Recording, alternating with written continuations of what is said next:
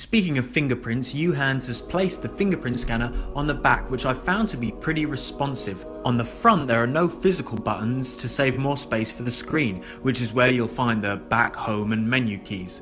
The 5.7-inch 18:9 display looks pretty nice, but could do with an upgrade to Full HD rather than just 720p. In what might be a disappointment to many of you, they have not included a 3.5mm audio jack on the UHANS i8. Instead, they've included this USB-C to audio jack adapter to use with your wired headphones.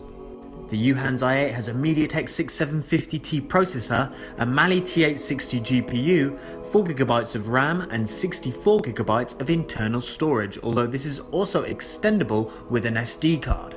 On the Antutu benchmark tests, the i8 only managed to score 42,000, though despite this not very spectacular score, I found that there wasn't much lag when playing video games on it, although you won't be able to keep a very high frame rate if you have other programs running at the same time.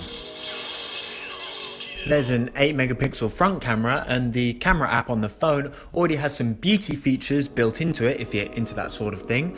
And then on the back of the phone you have a 16MP and a 3MP dual rear camera, although the performance on these cameras is just so-so. You can see here from the pictures that it can take some pretty good shots, but nothing that impressive. If you're looking for a budget phone that has a really decent camera, then I can recommend something like the Xiaomi Mi A1. But again, almost no phones at this sort of price point can you expect a real flagship level of quality in your photos. The battery on the i8, which is 3,500 mAh in capacity, has about 3 days worth on standby, but if you're using it regularly then it'll last for about a day. I also found that the Super Screenshot app built into the phone was a pretty handy feature if you want a quick and easy way to record what you do on your phone.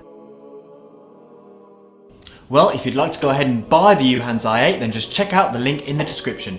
And whilst you're at it, don't forget to subscribe.